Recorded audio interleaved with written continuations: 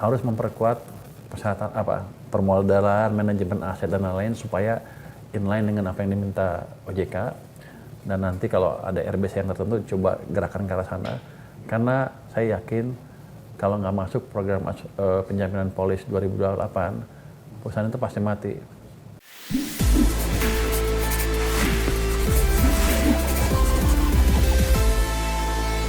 Berarti kondisi-kondisi geopolitik yang sekarang memanas ya, kayak yang barusan kan di Timur Tengah ada Israel sama Iran, terus Amerika juga ikut-ikutan gitu, nggak terlalu perlu kita khawatirkan ya? Kita perlu khawatir boleh, tapi santai aja. Bukan berarti kita akan hancur. Jadi kita fokus kekuatan kita apa, itu dijalankan. Iya. Ya gini, bukan berarti keadaan kita ini seperti ini bagus terus atau ideal terus. Kenapa? Karena kita tidak terlalu tergantung dengan pasar luar negeri kan. Saya bilang tadi cuma 22% dari PDB kita. Kenapa? Karena kita fokus di barang-barang yang cenderung medium to low tech. Tapi nanti ketika global lari cepat, kita tidak diuntungkan karena barang ini nggak bisa tumbuh cepat juga demand-nya.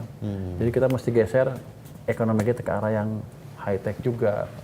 Ya tadi industrialisasi mesti dijalankan juga. Jadi pada waktu negara-negara ingin jadi negara maju, biasanya ada transformasi ekonomi dari ekonomi berbasis pertanian ke teknologi. Kita juga sempat seperti itu. Pangsa agriculture kan turun terus. Tapi setelah krisis 1998 berhenti di 13-14%, 15% gitu. Sementara manufacturing-nya tadi naik, turun terus pelan-pelan, sempat ke bawah 20%, sekarang 20%-an lagi.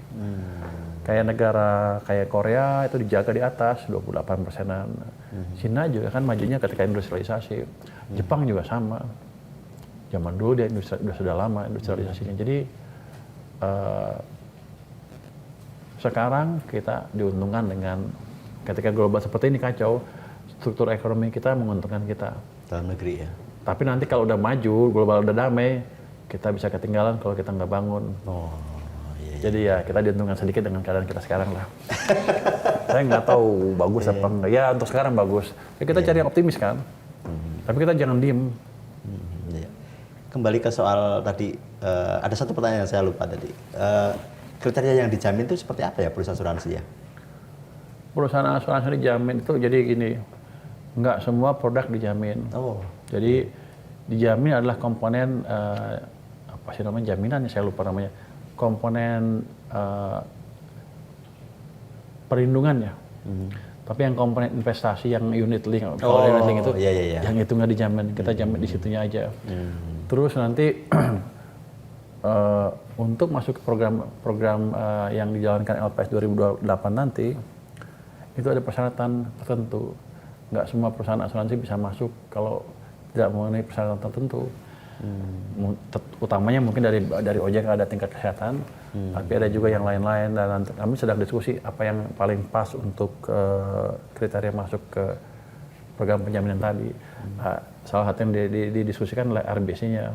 RBC. Base capitalnya apa 200%, apa 180, atau 120. Kita masih diskusikan itu.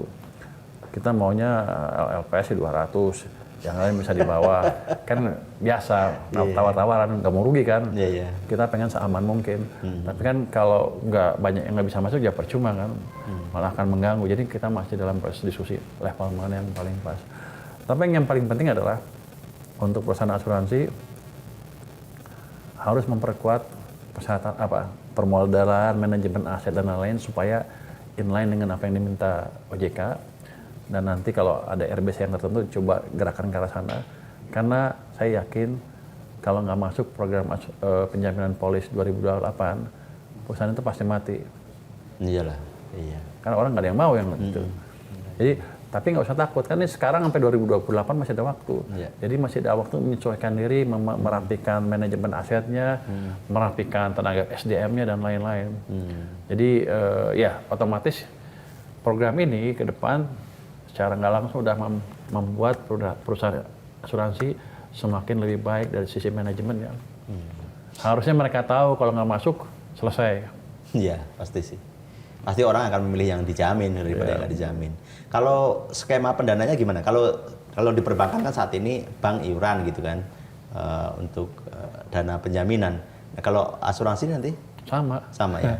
Jadi ada 2 jenis bayaran. Pertama yang pada waktu masuk program 1 kali, yang kedua yang reguler.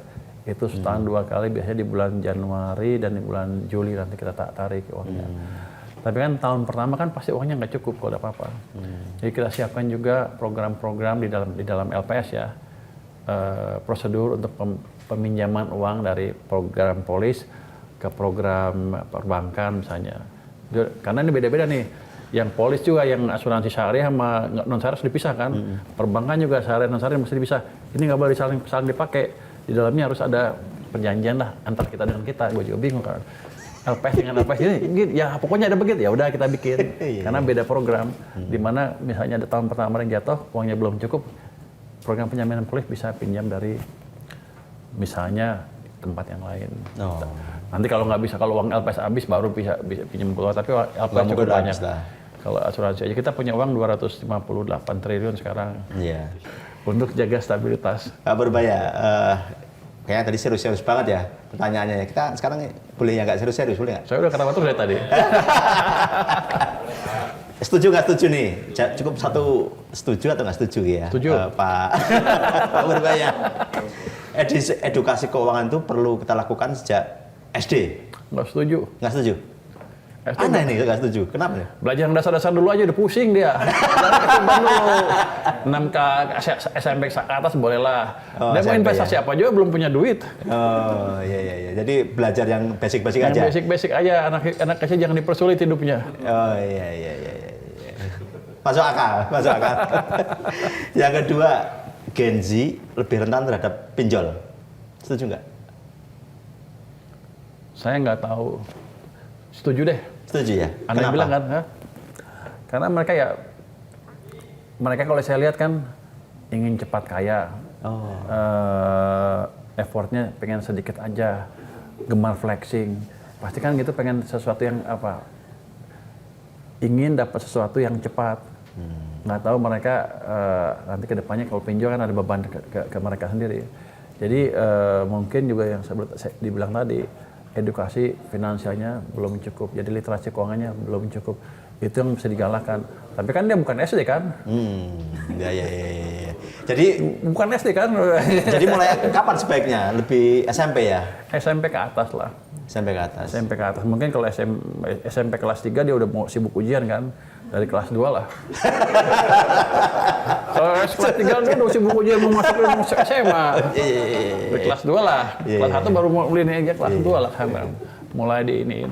Kalau LPS kita tahu bahwa literasi penting. Kita coba bikin program-program dengan universitas. Jadi dari waktu ke waktu LPS mengunjungi sekolah perguruan tinggi untuk edukasi keuangan. Itu aja banyak yang ngerti. Kalau Anda ajak anak kelas 1 SD gimana? Usulnya aneh banget sih. Enggak, jadi biar aja mereka menikmati hidup dulu.